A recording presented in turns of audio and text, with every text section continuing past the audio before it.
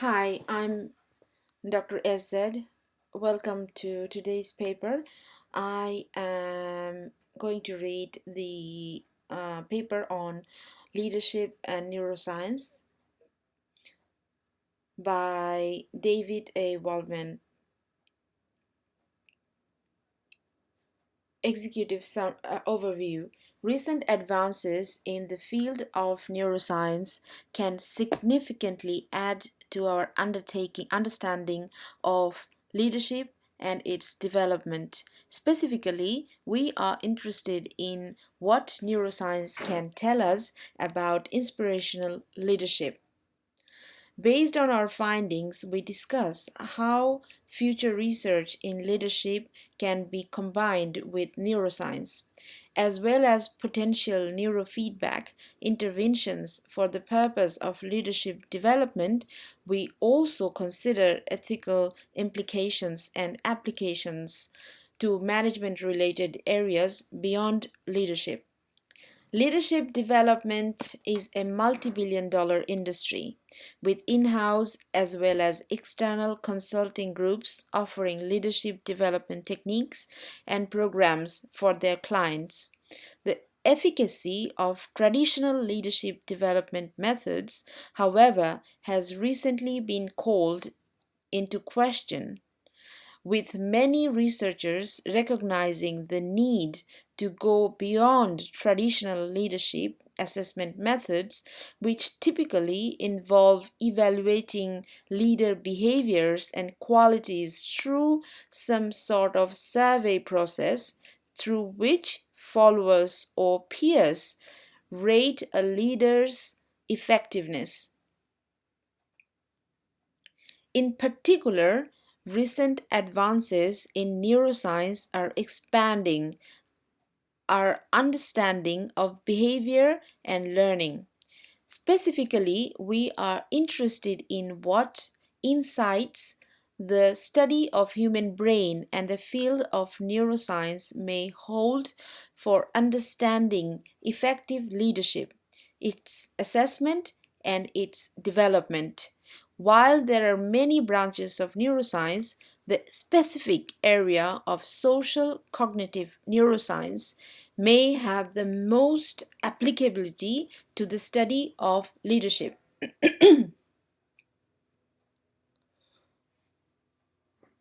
Lieberman defined social cognitive neuroscience as an emergent interdisciplinary field that seeks to understand the human interaction at the intersection of social, cognitive, and neural spheres of science. Recent advances in this area offer evidence of how the human brain might support leaders in many aspects of cognition and behavior. For instance, Adolphs proposed a neural basis for the construction of social knowledge, in particular, the manner in which social inferences about the feelings, thoughts, and intentions of others are formed. Similarly, Lieberman examined brain activity in relation to perceptions of fairness versus unfairness. Here we have chosen to focus on the neurological basis of inspirational leadership behavior, a type of behavior that is emphasized in many of today's contemporary leadership theories, such as transformational, charismatic, and visionary paradigms. Our goal is to explore two key questions. First, can we use neuroscientific methodologies to identify those people in leadership positions who are likely to engage in behaviors associated with inspirational leadership? Second, armed with this information, can we consider neurologically based developmental intervention to enhance behaviors associated with inspirational leadership? In the remainder of this article, we attempt to address these questions. We begin by defining inspirational leadership. Next, we outline three key challenges and potential solutions to the integration of neuroscience with management phenomena such as inspirational leadership.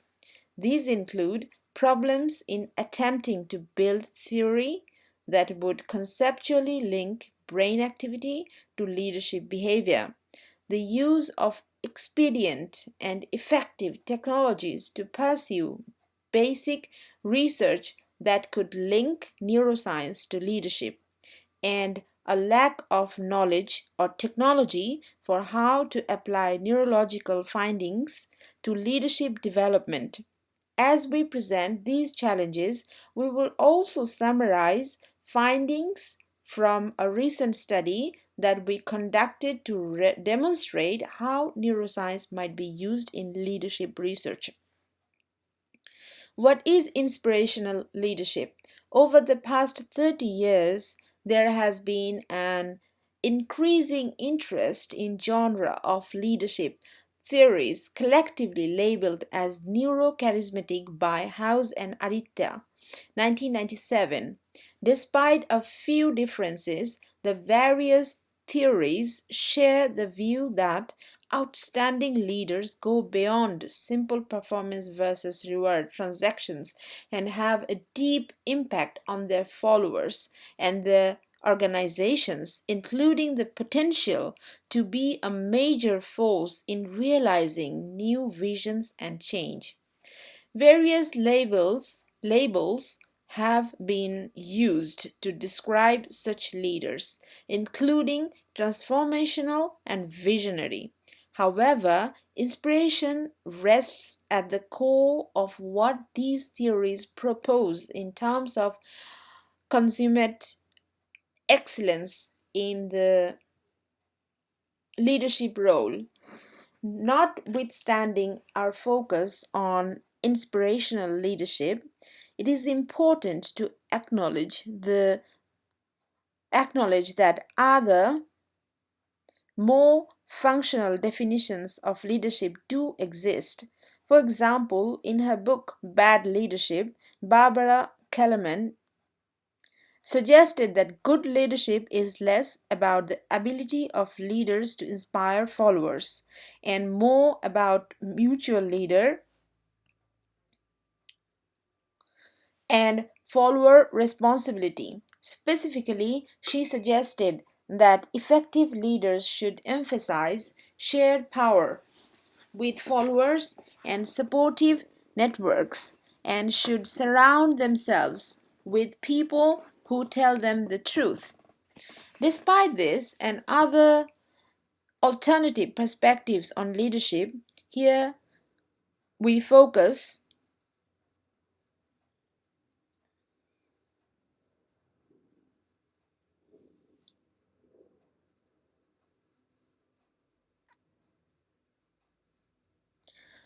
on inspirational leadership since it rests at the center of the most widely studied forms of effective leadership.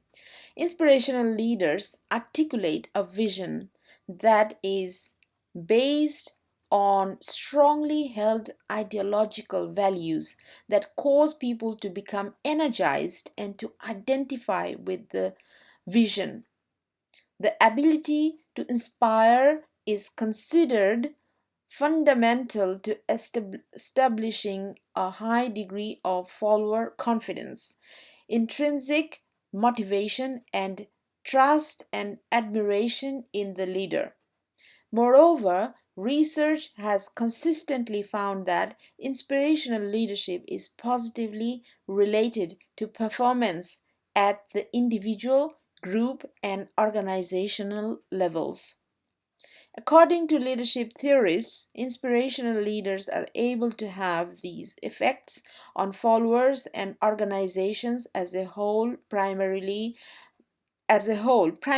because of their visionary communication abilities.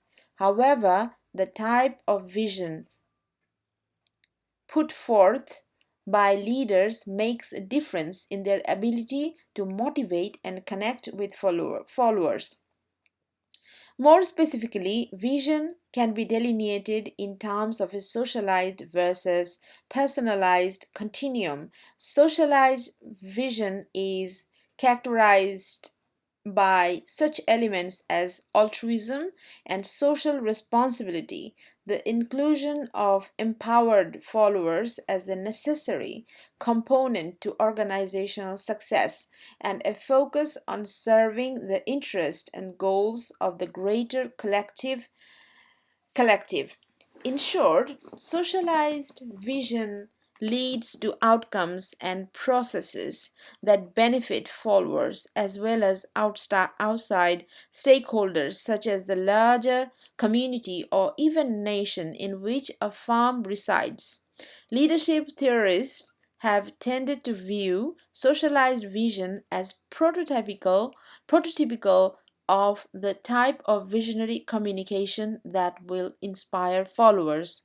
In contrast, personalized vision is largely narcissistic in nature and is characterized by self interest and overemphasis on the leader in achieving organizational outcomes, and an obsession with authority and achieving dominance over competition. Such vision may be inspiring only to followers with low self concepts. From this review of inspirational leadership, we now turn to the question of whether brain activity can be linked to leadership, and more specifically to inspirational leadership. Can leadership be linked conceptually to brain activity? A key challenge for researchers is to attempt to make theoretical connections between brain activity and overt leadership behavior and qualities.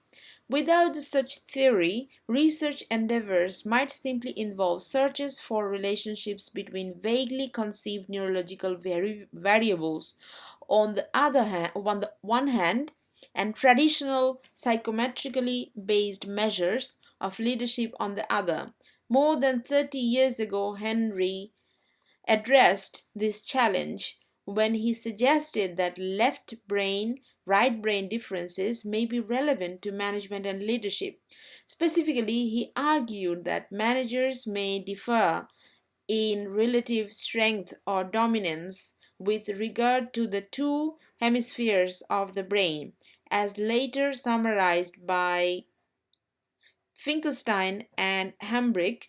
Managers with dominant left hemispheres may make good planners. In contrast, they suggested that managers with dominant right hemispheres, that is, in which the focus is largely imagination, creativity, visual imagery, and emotional response, may make good managers or leaders. While some researchers were critical of what was termed the left brain right brain mythology, advancements in neuroscience theories, methodologies, and findings over the last decade have led to a renewed interest in an exploration of brain lateralization theories, in particular a neuroscientific construct known as coherence has facilitated the study of the origin of complex behavior associated with leadership, neural coherence, and inspirational leadership. While a number of indicators exist to interpret brain activity, coherence is one of the more commonly applied metrics in social cognitive neuroscience research. Coherence is a way of measuring the interconnectedness of areas of the brain. More simply, coherence is a way of tracking coordinated activity or communication between various areas of the brain. This makes coherence ideally suited for the examination of complex behavioral concepts such as inspirational leadership behavior, which are likely to require multiple parts of the brain to act jointly to act jointly. Coherence is typically reported in the form of a percentage. For example, 90% coherence would indicate relatively high coherence, a high degree of coordinated activity between two parts of the brain, while 10% coherence would indicate relatively low coherence, that is, less coordinated activity between two parts of the brain. Furthermore, coherence levels may indicate different behavioral phenomena for different locations in the brain. For example, the presence of high coherence in the right hemisphere could suggest greater emotional balance and understanding through integration in the process that manage emotional thought, including an understanding of one's own emotions as well as the emotions of others. It might be it might also reflect a greater cognitive understanding of the larger picture when reasoning and making decisions.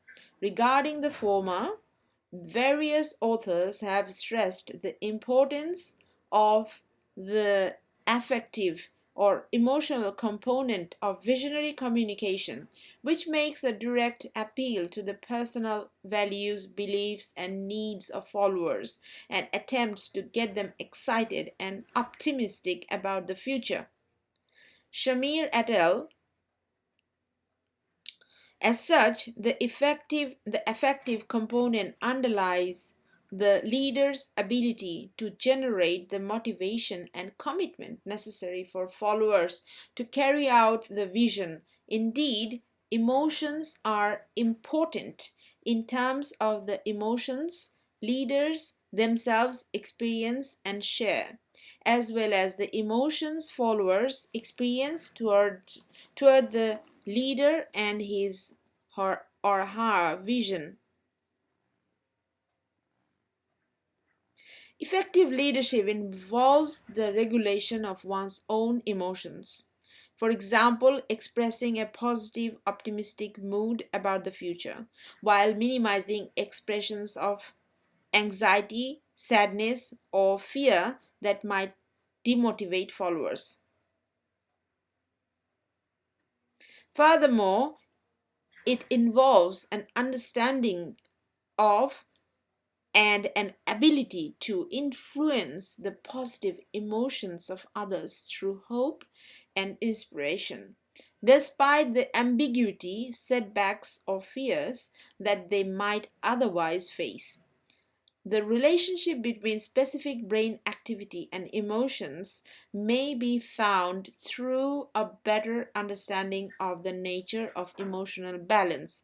Using the terminology of emotional intelligence, balance is achieved by promoting the positive emotions associated with optimism and excitement while keeping more disruptive negative emotions such as anxiety, selfishness, fear, anger, and sadness in check.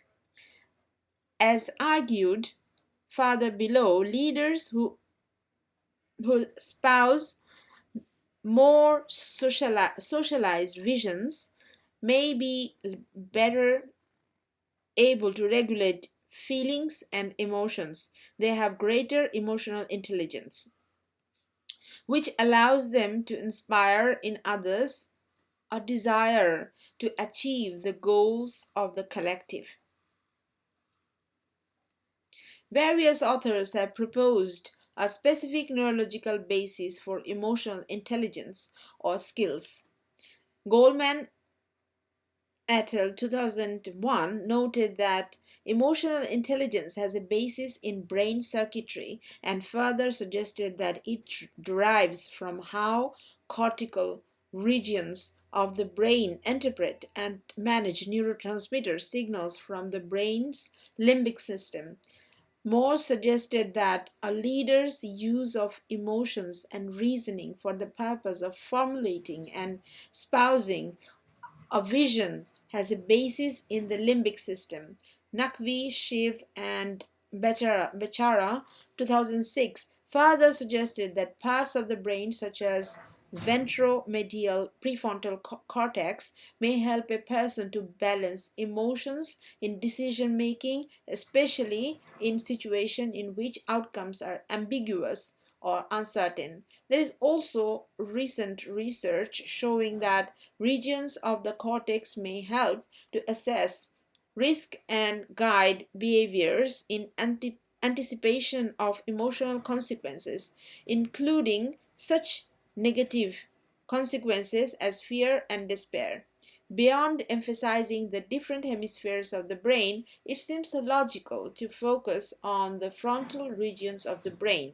This is because the front part of the brain may be especially involved in the regulation and expression of emotions, as well as higher cognitive functioning, such as goal directed or visionary behavior. For instance, Hazel and Beatty 2006 found the right frontal part of the brain to be essential for effective interpersonal communication and social relationship. Moreover, it has been shown that right frontal dysfunction gives rise to antisocial behavior and an inability to understand relationship with other people. Social skills, mood control, and awareness of self and difficulties balancing emotions in decision making under conditions of uncertainty.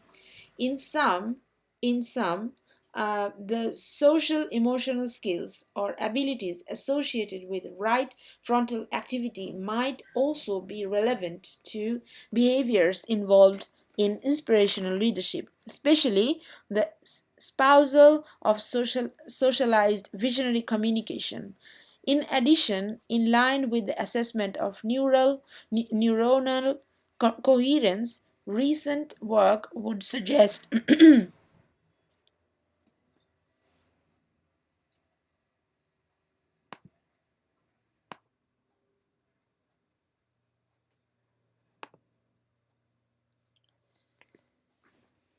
take 2,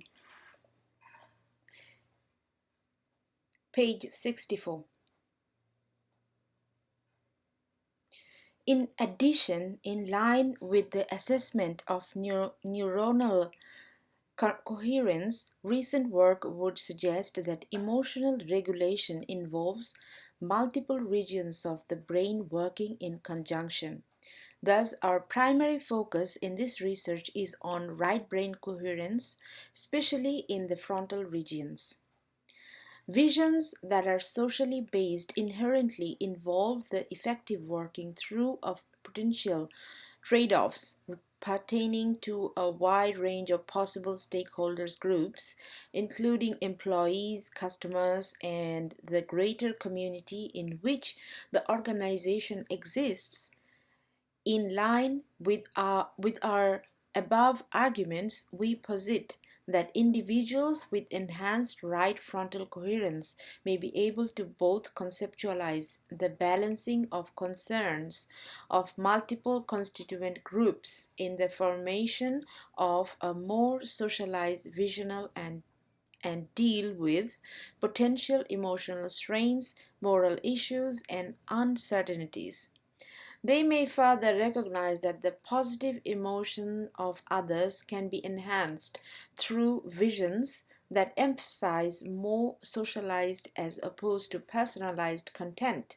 In sum, it is possible that not only will right frontal activity be heightened for inspirational leadership, but we may also witness greater coherence between areas in this portion of the brain. As described below, we tested this prediction through the use of a direct assessment of socialized visionary communication, as well as a more indirect assessment through followers' ratings of inspirational charismatic leadership. The advancement of neuroscience methodologies A challenge for the examination of neuroscience and leadership is how to technologically examine the topic. The technology associated with neurological assessment and research has advanced greatly in recent years. A number of techniques are now available to investigate brain activity that may be relevant to effective leadership behavior. For research purposes, two of the more popular ones are functional magnetic resonance imaging and qualitative electron cephalogram. QEEG. These techniques vary in terms of the precision and exact capabilities, but nevertheless represent a large improvement over past techniques in their ability to detect and quantify key aspects of brain activity. For our research program, we have chosen to use QEEG, which employs advanced signal processing techniques to infer data about the brain through the scalp and skull. The data produced by QEEG can be readily used in conjunction with statistical analysis programs. In addition, QEEG is relatively inexpensive, portable, and non-invasive, and its use involves no health risk. Unlike fMRI and other methods that require people to remain immobilized in an unnatural setting, QEEG assessment can be completed while people are comfortably seated and engaged in everyday tasks, including conversations associated with the type of vision communication task described below. Two basic requirements are commonly used to analyze a QEEG recording: the amplitude or the size of the electrical waves and the frequency or the number of waves per second. Amplitude and frequency of brain waves can be assessed with regard to 5 bandwidth and range from low arousal to high arousal, extreme alertness from lowest to highest arousal levels. These bandwidths are known as delta, theta, alpha, beta, and gamma rhythms. In the current research, we were interested in examining brain activity in the beta rhythm because beta waves are the most prevalent in the alert brain. In addition, beta waves are involved with affective and cognitive processes, selective attention, concentration, and anticipation. More will be said below regarding our use of beta waves and coherence in our study of the relationship between neurological functioning and inspirational leadership. As an illustration, we now describe a specific research project that we conducted in our attempt to link QEEG assessment with inspirational leadership. We collected QEEG data, coded visionary communication statements, and rated leadership data from a diverse sample of 50 individuals who held leadership positions in a large metropolitan area located in the Western United States. While this sample is somewhat small, it is fairly unique in that it provides leadership and neurological data for individuals who are at the upper echelons of their organizations, as opposed to samples that might include students or lower level supervisors or employees. The sample included an eclectic mix of people in business and community leadership roles such as physicians, lawyers, deans, politicians, developers, company executives, entrepreneurs, and community activists. To illustrate the senior level of these individuals in their respective organizations, the model salary reported was 125,000 plus, and 90% of participants self-reported themselves as a senior executive, professional, owner, of self-employed entrepreneur. The median number of direct and indirect reports was reported as 25 to 99 individuals, although half of our sample led organizations with significantly larger workforces. QEEG assessment of coherence. As mentioned above, coherence is a measure of coordinated activity between multiple parts of the brain and is calculated as a percentage. 0% represents to coordinate activity and 100% represents high levels of coordination. Coherence measures were generated using NeuroGuide software. The software examines electrical data collected from 19 electrodes placed on a participant's scalp and reports the pairwise comparison of the activity patterns from the 171 possible combinations of the electrode locations. We focused on the three electrodes that are located on the right frontal region of the brain, known as FP2, F4, and F8. Thus, our right frontal brain coherence index was derived by averaging the coherence scores obtained from the three electrode combinations in this region. Further, as mentioned earlier, we examine coherence associated with the high frequency beta rhythm because of its association with an alert, active mental state.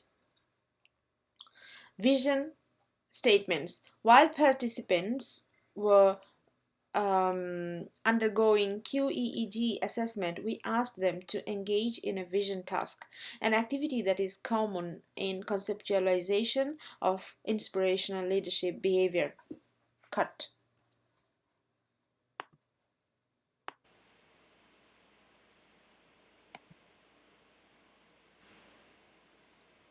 Vision statements. While participants were undergoing QEEG assessment, we asked them to engage in a vision task, an activity that is common to conceptualization of inspirational leadership behavior. Participants were asked two questions about the future of their organizations, and responses were recorded and transcribed. 1.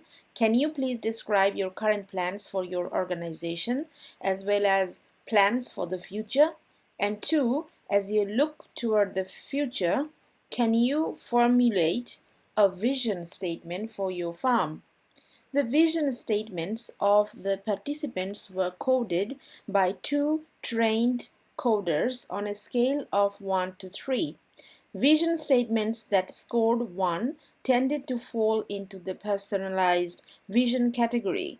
This style can be characterized by use of singular pronouns, I and me, a focus on dominance, exploiting others, beating the competition, and financial results, and a refusal to acknowledge the roles of the team, employees, or other constituents, stakeholders. Examples of personalized statements were: my vision is to be the number one supplier of essential office products and services, regardless of what that product line is within the markets that I service. And I look at my accomplishment, or what am I planning? In contrast, statements that scored a 3 were considered to be examples of a more specialized vision. These visions were focused on the collective we, empowerment, values, the necessary role of the team in the organization future success, a desire for all levels of the organization to benefit from the outcomes, and positive contributions to employees, customers, community, and the environment. The following excerpts were illustrative of such statements. To also provide an environment at work that is fun, rewarding, fulfilling, and with opportunities to grow and expand for our associates, and also to be a player in the community. And we will operate within the umbrella of a vibrant and productive environment that promotes the best possible working condition for our workforce and to give them the best possible development opportunities. Statements coded as 2 were somewhat mixed, with both personalized and socialized elements. Traditional rated leadership assessment. Perception of inspirational leadership were obtained via surveys from 3 to 6 direct reports of each participant in the days or weeks following his or her QEEG assessment. In line with prior work, these perceptions were assessed using the idealized influence and inspirational motivation scales from the short form of the multi-factor leadership questionnaire. While much research has labeled these perceptions simply as charismatic leadership in line with our earlier definition, we believe that they tap heavily into the inspirational component of charisma. Accordingly, we provide the label inspirational charismatic leadership in inverted comma. As a commonly As is commonly the case in prior research, we summed the scores of these scales across respective followers to form an overall measure of inspirational charismatic leadership for each study participants.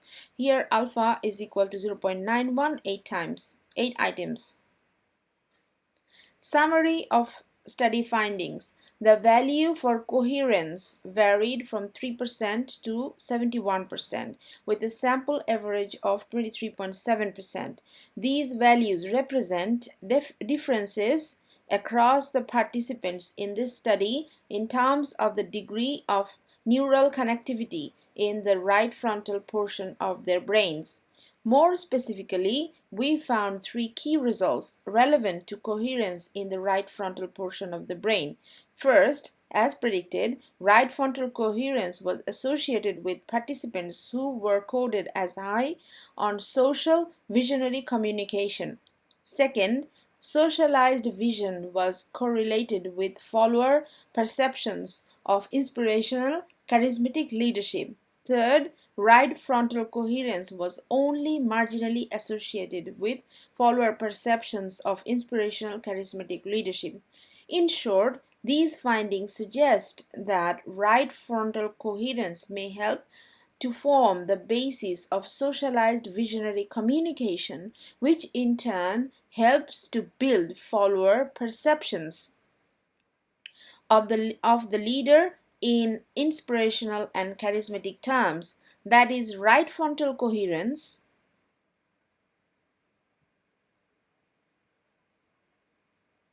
was more strongly related to our direct coding of socialized visionary behavior rather than the more indirect or generalized behavioral measure involving perceptions of inspirational charismatic leadership on the part of followers. To further illustrate our findings, we identified two illustrative case examples from our participant sample. Case examples. Figure 1 shows grayscale translation of a colored spectral analysis associated with more versus less coherence in the right frontal region. Specifically, for the three areas mentioned earlier, FP2, F4, and F8, dark regions with plus signs represent areas with high degrees of coherence, while dark region with minus signs represent areas with low coherence or lower. In general, as described further below, leader number 1 displays more coherence emanating from each of the three right frontal regions. Coherence is specially concentrated within those three regions for this individual as compared to leader 2. Leader 1 is a 52-year-old leader of a private, non-profit, community-based corporation that provides health and human services to Hispanic communities. This individual earned a master's degree in educational leadership based on evaluations by followers. Leader number one rated very high on inspirational, charismatic leadership. In addition, in response to the vision task, this individual demonstrated a highly socialized vision as illustrated by the following statements. Our goal is to create a good environment for this community and to give back to the community, which has been nurturing our company all these years to make it a profit sharing endeavor. We hope that the community can benefit more from our products, and we hope to be able to add more workers so that we will reduce the amount of unemployment in this area. Thus, this leader seemed to display a vision that was both positive and socially responsible. Furthermore, this individual tended to have a great deal of thought and reasoning behind the ideas put forth.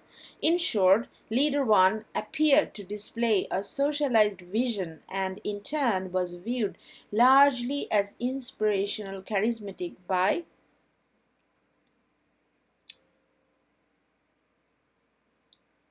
followers.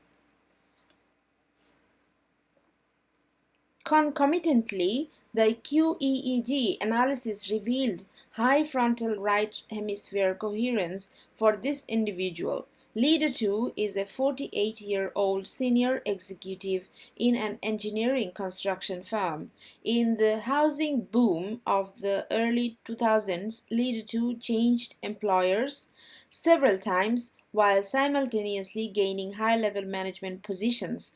Despite this person's personal success at navigating the corporate ladder, in response to the vision task, this individual offered only a non socialized or generic view of the future.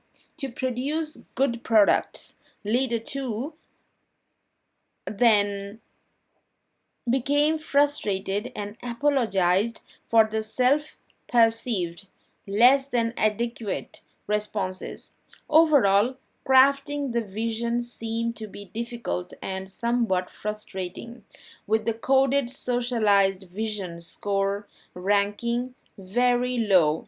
Leader 2 also produced one of the lowest scores recorded in our research in terms of follower ratings of inspirational, charismatic leadership. Moreover, this person's brain activity presented only limited coherence in the right frontal regions, a marked contrast to the pattern seen in Leader 1. Heading: Implications for Research and Leadership Development. The above discussion demonstrates that neuroscience may provide information relevant to underlying brain patterns associated with inspirational leadership. But what exactly can be done with such data to further the goals of leadership, research, and leadership development? As mentioned earlier in the article, leadership research over the past several decades has centered around constructs that are measured largely through psychometric methods, surveys, and are then correlated with other phenomena. Despite honing leadership constructs and theory, researchers have typically not been able to account for more than 10% of the variance in outcomes. Neuroscience techniques and theories present the potential for important breakthroughs. Thus, we agree with Lieberman, who suggested that social cognitive neuroscience, quote, can contribute to the development of new theories and the enrichment of existing theories within the social sciences, demonstrating that social cognitive neuroscience can be both a science of new techniques and a science of new ideas. Furthermore, unquote, furthermore, in line with our work, Casiopo et al. 2003 stated that an understanding of, quote, where and how activity in the brain co-varies with a social process, construct, or representations has the potential to inform theory. In short, traditional attempts to observe leader behavior clinically or through survey methodology can go only so far in terms of our understanding of leadership process and their outcomes. Neuroscience and its associated methodologies hold the potential for a much broader understanding of the source of such behavior. For example, a common theme of theories of effective leadership is that both cognitive and affective or emotional elements come into play. As noted by Phelps, the neural circuitries of cognition and affect emotion are intertwined in decision making and reasoning processes. Through neuroscience methodology, cognition and emotion can be theorized and examined simultaneously in order to fully understand the neurological basis of effective leadership. That said, however, we also recognize that effective leadership is a broad concept.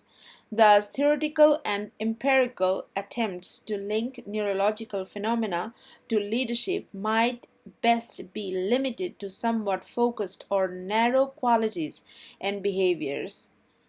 In the research summarized here, we have attempted to link neuronal coherence to socialized vision rather than pursuing broader linkages to more general characteristics of effective leadership. In sum, we suggest that neuroscience has the potential to greatly inform theory and assessment pertaining to leadership and other managerial phenomena described below. By exploring the neurological basis of leader behavior, more informed theory may be produced to model leadership processes. Moreover, new techniques or measures may be developed to more precisely assess leadership potential. Can we apply neurological findings to leadership development?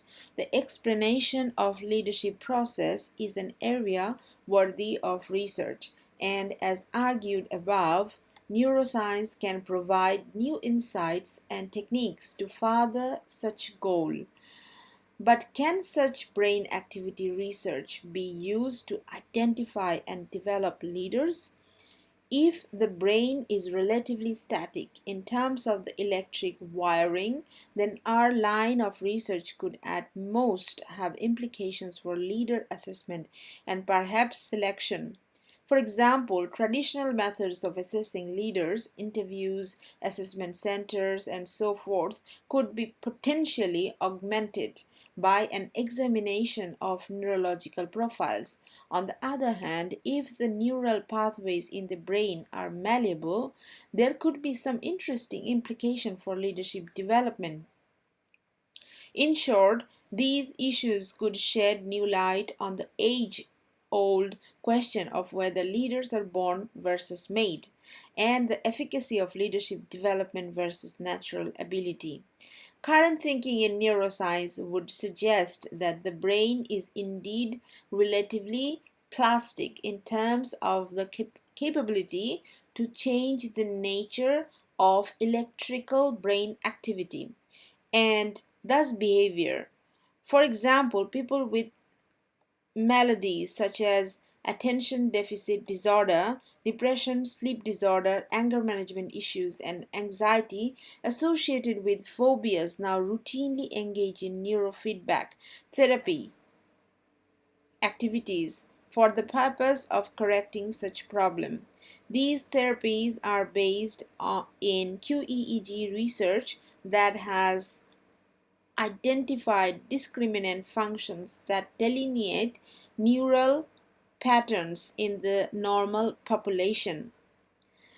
For example, individuals without ADD versus individual with the malady, those, for example, with ADD. Based on these discriminant functions, neurofeedback training protocols can be developed that are analogous to playing video games with one's brain instead of one's hands. The video game in this instance is designed to provide feedback by rewarding targeted performance. For example, providing a soothing sound and personalizing, um, penalizing undesired brain patterns. For example, providing an unpleasant sound. Accordingly, neurofeedback represents a form of operant conditioning. Thus, the brain unconsciously learns to adapt to the desired patterns of performance. By repeating the process multiple times, the brain learns the desired pattern in response to a given stimulus, leading toward optimal functioning. The concept of brain plasticity, coupled with emerging techniques associated with neurofeedback, would suggest the third challenge that we address in this article, to try to apply findings such as the ones described here to leadership development. As outlined below, we see two specific possibilities pertaining to leadership development.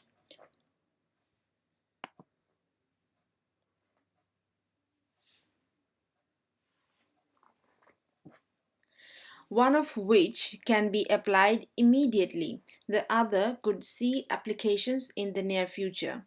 In terms of immediate application, the implication for leadership development is relatively clear.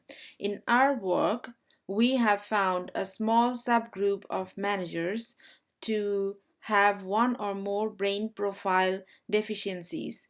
Unfortunately, such conditions can limit an individual from reaching his or her leadership potential, including being seen as inspiring in the eyes of followers. As a case example, one of our participants was a manager who reported anger management problems. Obviously, someone with such issues might be challenged when assuming a leadership role, as emotional equanimity is an important quality. It is hard to imagine that anyone in a leadership position who flies off the handle could be seen as inspirational. With the help of neurotherapists, we were able to pinpoint the root cause of the behavior, which, as it turns out, could be traced to a childhood baseball injury. The injury This injury had affected a portion of the brain particularly relevant to an individual's emotional stability, especially with regard to anger issues.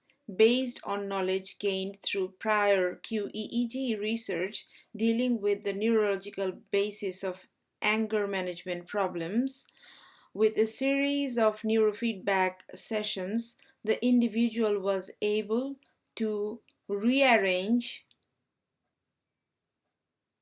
neuropathways in the affected area, create new pathways with healthy neighboring neurons, and largely correct the problem. Accordingly, he was able to set the stage to become a more effective leader. By dealing with the neuronal deficiencies, we are addressing the issue of leadership development, but only indirectly. That is, we are cleaning up problems that might prevent an individual from realizing his or her potential in life. But we are not using neurofeedback to directly develop leadership capabilities. To this end, the ultimate goal is to be able to assess leadership potential via neuroscience technology and then use neurofeedback to more directly develop the neurological wiring associated with effective leadership behaviors. For example, it may be possible to rewire right frontal pathways to achieve greater coherence. In turn, individuals' potential for effective leadership may be enhanced. Thus, by understanding the neurological basis for inspirational behavior, we may be better positioned to develop inspirational leaders in a more realistic and systematic manner. For instance, instead of simply putting people through a one size fits all leadership development program, the brain may give us some insight as to how and why specific individuals in leadership roles feel, think, and ultimately learn new behaviors.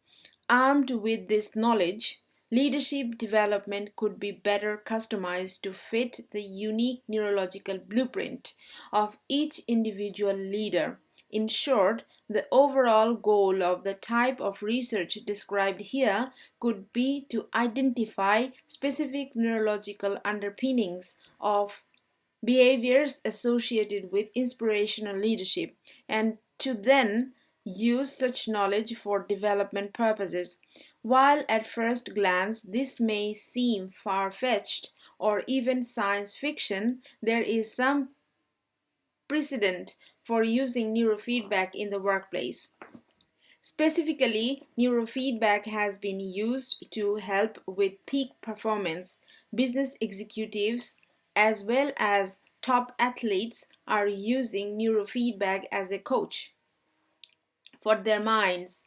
It works by helping the brain to focus and be present in the moment with employees, customers, and teammates, training the brain much as one might train the body with physical exercise allows it to learn to regulate itself and function better. For example, neurofeedback can help improve one's ability to regulate certain bodily reactions, such as responding to stress with less reactivity and intensity. As such, neurofeedback may be useful for those who want to function to the best of their capabilities. On the basis of such development in neurofeedback technology, we may be able to directly address the neural pathways associated with inspirational leadership behaviors. At this point, it is still too early to predict our potential ability to successfully use this knowledge to develop more effective leaders. First, the current research focused on one variable coherence in one portion of the brain. It could be that other neurological variables in additional portions of the brain may be relevant to the display of effective leadership behavior. That is, using broader data collection efforts, it may be possible to expand our current focus on coherence to a number of other variables identified through QEEG analysis. If a normative pattern can be identified in these variables that delineates the neurological basis of visionary or inspirational behaviors from less effective behaviors, there is the possibility of applying neurological feedback strategies for the purpose of self development. Training the brain for better leadership performance. Such technique could be cost effective and even pursued in the privacy of the leader's office or home. Second, we may perhaps find that to achieve maximum results, we will need to join neurofeedback techniques with other, more traditional leadership development approaches such as 360-degree feedback and executive coaching. In other words, we do not expect that neurofeedback will replace these more traditional approaches. Rather, through neurofeedback, a leader may have a stronger basis for pursuing the type of behavioral change suggested through 360-degree feedback and coaching. It should be clear that both the research and practice implications described above require more than just lip service with regard to interdisciplinary efforts. Indeed, such efforts are absolutely critical. For example, neuroscience, behavioral, and management expertise would need to be fused to achieve the type of broadened approach to leadership development suggested here. We suggest that the key to going down this road is not for single individuals to develop all of the necessary expertise. Rather, the practical solution is to form research or application teams containing that expertise. Obviously, efforts of this nature can run counter to traditions, norms, and even organizational structure that may have been focused on the development and application of knowledge within particular specialties, for example, organizational behavior, human resource management, and so forth. As we move forward, it is also important to recognize the moral and ethical implications of work directed toward linking neuroscience and leadership. The forms of leadership investigated here represent positive, constructive approaches toward influencing individuals and groups. However, we acknowledge that a darker side exists with regard to leadership in the form of manipulation and personalized vision. It is imperative that future efforts to use neurofeedback for the purpose of leadership development be cognizant of such distinctions, and that attempts be made to promote only positive use of such technologies. Future research directions. We envision additional research directions beyond what has been described here. For example, in line with the vast majority of existing leadership theory and research, we have focused on individual leaders who occupy formal hierarchical roles. A broader perspective a broader perspective depicts leadership as a process of positive influence in which formal leaders are only a part, suggested that the overall leadership capacity of an entity is a form of social capital that involves the sharedness, distributedness, and connectivity of members of the entity. Along related lines, Pierce and Cogner defined shared leadership in terms of a dynamic process of mutual influence among peers or individuals at different hierarchical levels in an organization. According to fully understand leadership effectiveness, neuroscience assessment may need to be applied to multiple members of groups or entities. We also foresee research that goes beyond leadership phenomena per se. These areas pertaining specifically to decision-making process are evident. First, neuroeconomics is an emerging transdisciplinary field that utilizes the measurement techniques of neuroscience to understand how people make economic decisions. One particular area of interest to neuroeconomics is how people make decisions around trust. Despite the large literature that exists on the importance of trust in organization, we know every little about why some people choose to trust or how they become trustworthy.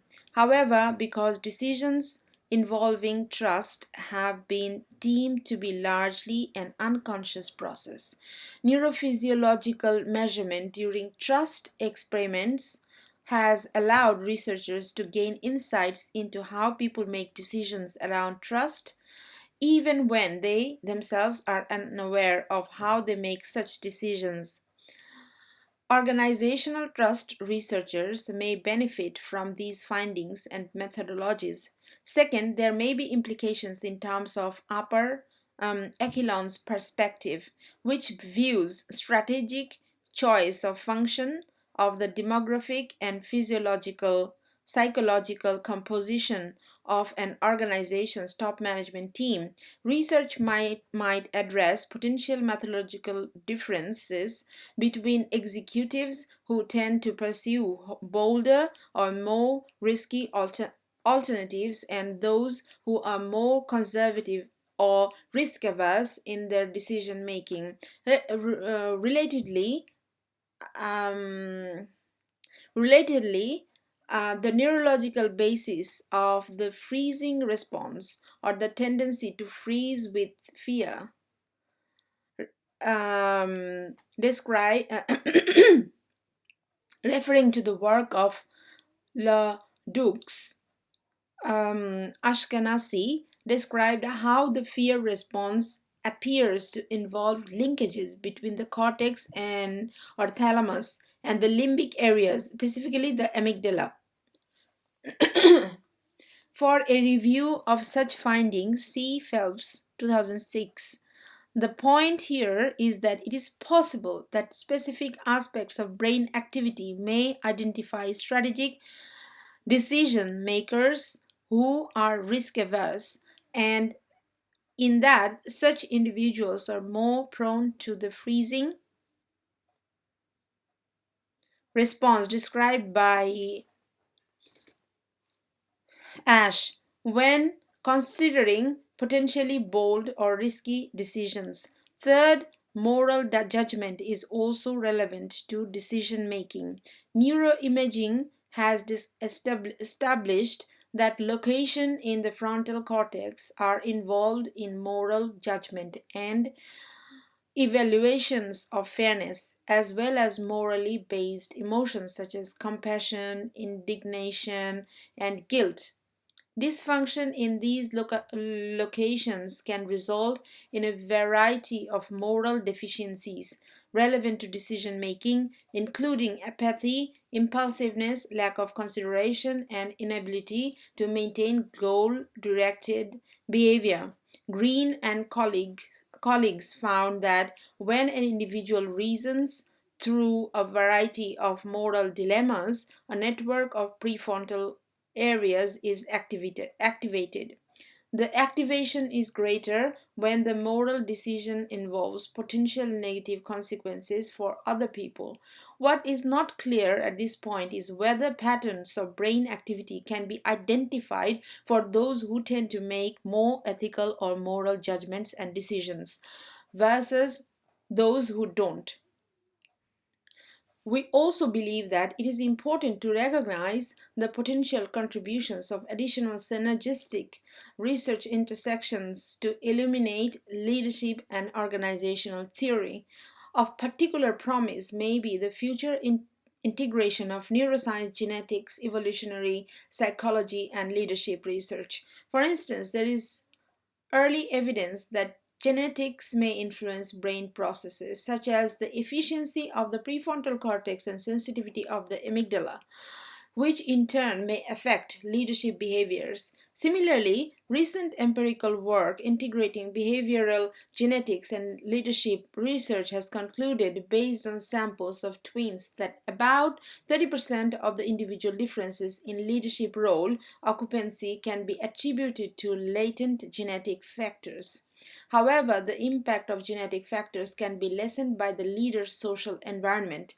Further, evolutionary psychology is a field predicted on the notion that the human brain has evolved and changed due to environmental and social circumstances and will continue to do so. It suggests that although much of the human brain remains fixed by genetic factors, certain portion may be enhanced or modified over time. For example, the enlargement of the human brain over time has allowed for increased capacity in learning and memory.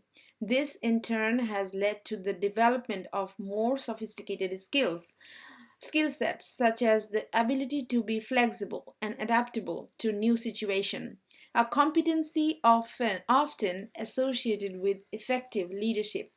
Additional leadership implications of evolutionary psychology rest on the idea that some leadership behaviors may be hardwired, rendering them difficult to change, while others may be developable. A recognition of both the limitations and possibilities of the brain's malleability and potential for adaptability is important to future investigations of leadership phenomena through the use of neuroscience methodologies. Conclusion. In this article, we have identified three key challenges in the pursuit of applications of neuroscience to leadership assessment and development.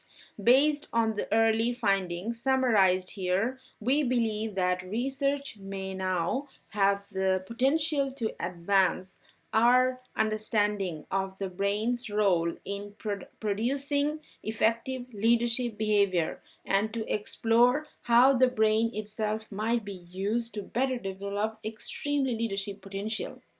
Exemplary leadership potential. This knowledge could be useful to organization. This knowledge could be useful to organizations that undertake extensive efforts to identify and improve leadership skills and behaviors. Reference